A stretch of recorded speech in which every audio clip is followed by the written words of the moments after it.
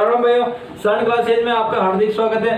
तो आज हम पढ़ेंगे जैसलमेर प्रजामंडल आंदोलन। दोस्तों, हम प्रजामंडल आंदोलन एक साथ नहीं पढ़कर एक प्रजामंडल आंदोलन को पढ़ रहे हैं। आज हमारा टॉपिक है जैसलमेर प्रजामंडल आंदोलन। दोस्तों, जैसलमेर प्रजामंडल आंदोलन हुआ था 1945 में। जैसलमेर प्रजामंडल की स्थापना हुई थी 1945 ईस्वी में। जैसलमेर प्रजामंडल की स्थापना की थी मीठालाल व्यास ने। मीठालाल व्यास जी ने इसकी स्थापना की। जैसलमेर प्रजामंडल की स्थापना हुई थी जोधपुर में। दोस्तों, आपको पहले वीडियो में बताया होगा राजस्थान के 3 प्रजामंडल है जिनकी स्थापना राजपूताना के बाद हुई, सिरोही, बीकानेर और भरतपुर। और जैसलमेर प्रजामंडल एक ऐसा प्रजामंडल है जिसकी स्थापना राजपूताना के अंदर ही हुई, लेकिन खुद के राज्य जैसलमेर में न होकर जोधपुर में हुई, क्योंकि जैसलमेर में महाराज जवाहर सिंह जैसे राजाओं का आतंक मचा हुआ था, वहाँ प्रजामंडल की स्थापना संभव नहीं थी, इसलिए जोधपुर में प्रजामंडल की स्थापना हुई। तो शुरुआत करते हैं। जैसलमेर में प्रजामंडल आंदोलन के दौरान क्या क्या चला। महत्वपूर्ण क्वेश्चन तो यही है कि जैसलमेर में प्रजामंडल की स्थापना कब हुई।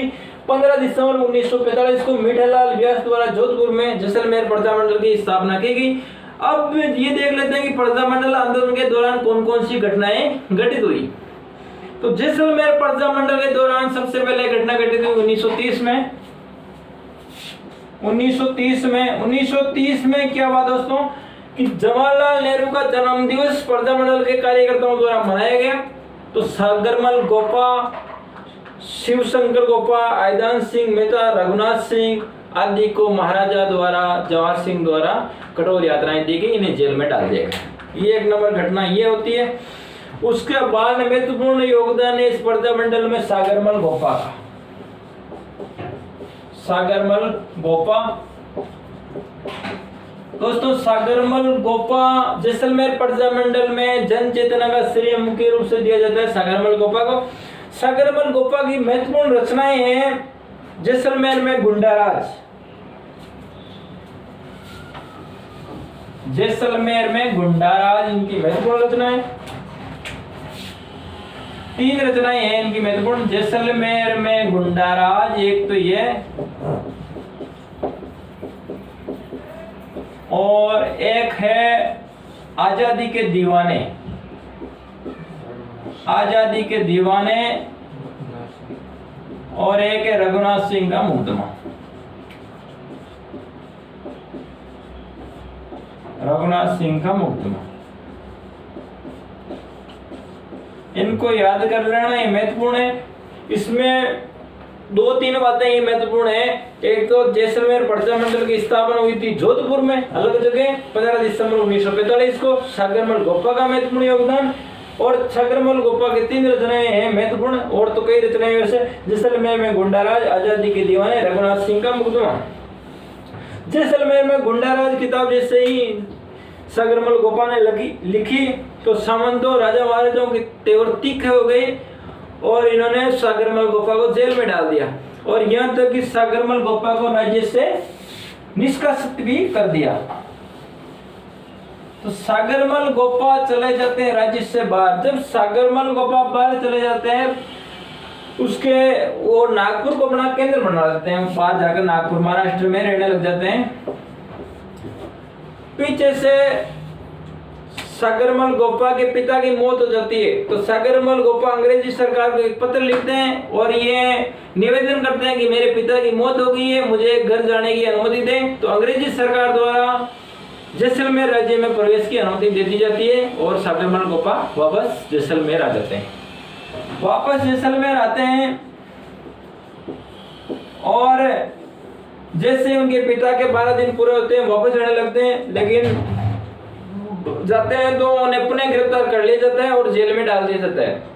1941 से लेकर 46 तक सागरमल गोपा जेल में रहे। सागरमल गोपा के जेल में रहने के दौरान ही 15 दिसंबर 1945 को ये जैसलमेर प्रजामंडल की स्थापना हुई थी। तो सागरमल गोपा को जेल में अनेक अमानवीय यातनाएं दी गई। मतलब रोज उनको यातनाएं देते हैं, उनको कहते हैं बोल जैसलमेर महाराणा की, जैसलमेर महाराउल की, लेकिन सागरमल गोपा तो एक ही बात पर अडिग रहे, मैं किसी की जय नहीं बोलूंगा, मैं आजादी का दीवाना हूं। मतलब सागरमल गोफा को दिन प्रतिदिन दिन रोज परेशान करते थे।